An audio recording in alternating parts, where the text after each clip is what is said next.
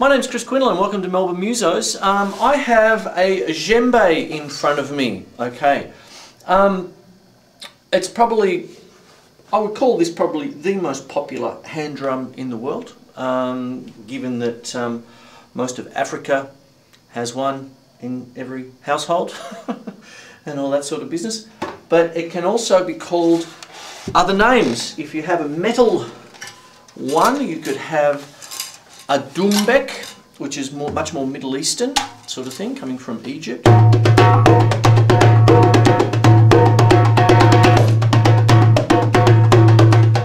And different Middle Eastern countries and all of that sort of business. And what I'd like to do tonight is very humbly and with the most respect I can give, is to introduce you to some of the Arabic rhythms and Middle Eastern rhythms that so pervade our culture at the moment. They're wonderful rhythms, and as a teacher, I consider myself a little bit of a student with these rhythms because I'm Australian born of Irish heritage, so what am I doing with these drums in my hand? And basically what I'd like to get into is a mixing of the cultures, you know, sort of just in harmony, really. Now, what I'll do is I'll mix it between the two drums I've just shown you, and then I'll adapt it to pretty much my home territory, which is sticks, right?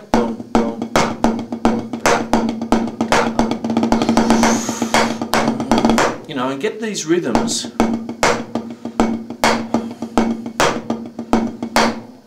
from the drums, or from the hand drums to the drum, in this case practice pad, so on. And basically sort of try and sort of mesh the culture, you know, we're in a multicultural society. Let's get these rhythms right out there. It's fantastic rhythms. So let's get some going. Now first of all, what I'll do is I'll just show you some of the main tones, okay? Now think of the bass drum behind me here on my drum kit, on my home kit, and the bass tone, what this big drum here gives you. That's basically a dum, D-U-M, okay? And what you do is you just have a relaxed hand, you know, you don't go stretch, you just hurt yourself. And you just play the middle of the drum, okay? You get the bass tone, okay?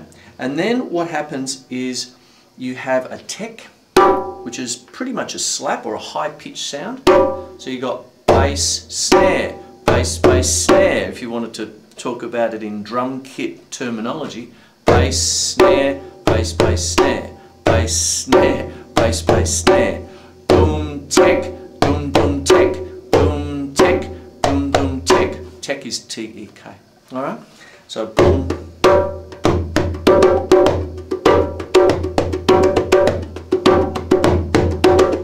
And then with your left hand, you tend to use your ring finger a little bit. I have a little bit of a hybrid thing where I studied this even before.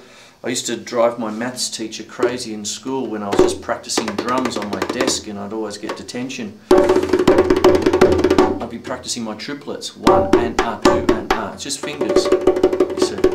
And you can get, you know, you can get your 3 fingers going. I use it on my my portable conga on the kit there a lot. And you get that kind of thing. And that's a car, sort of thing. Very similar to the tek, but it's a mid-tone, okay? Now, if you want to think of it, you can almost think like, if you're just doing a single stroke roll, think of that as the hi-hat. Bass, snare, bass, bass, snare. And what I'm doing is I'm trying to sort of, you know, build a bit of a bridge, you know. You can hear the inherent rock beat.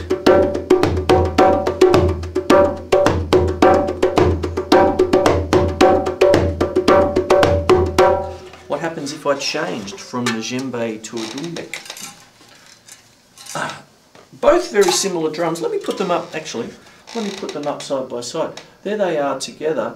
Now, do you see that they have the hourglass shape? Centuries old, wonderful instruments. Just go and get one. You just can't go wrong. You know, it's better than therapy.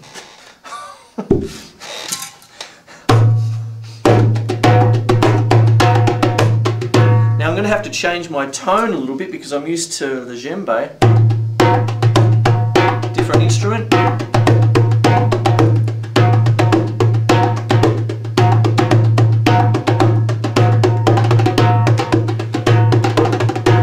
A few frills. Be careful when you put them in, okay, sort of thing. You know, you've got to.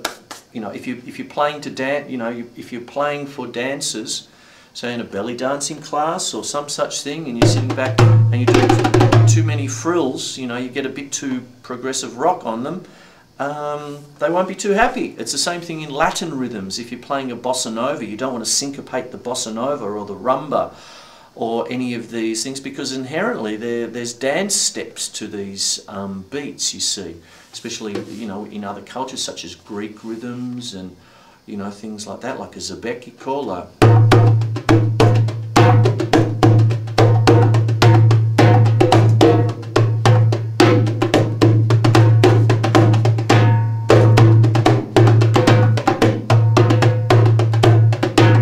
So you get these different rhythms, and the dances can be quite intricate in their own little way. So, you know, be very careful, especially, you know, from me, because I'm, you know, like I have an Irish, I'm Australian, but I've got an Irish heritage, but it's very important to stay very respectful of the culture and the way that the rhythms are done. This is, this show I'm putting together as building a bridge, and, you know, making sure that there's, each culture is, you know, treat them, laden them with respect, you know, that kind of thing.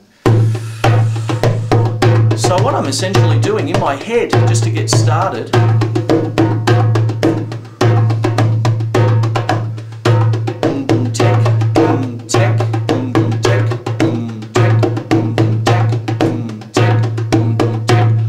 just to get warmed up and in my own little way.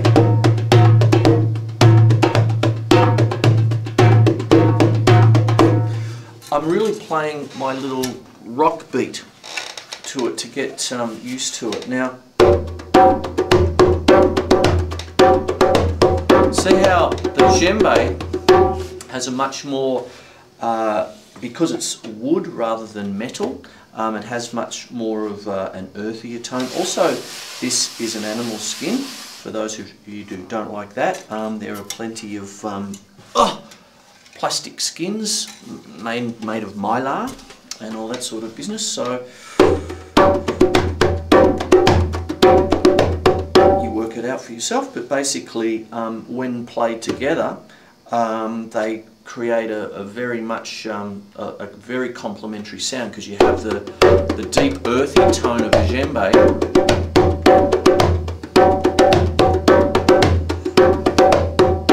combined with the very toppy sound of a doumbek, okay, quite a high-pitched slap and all sorts of different things, depending on the size, of course.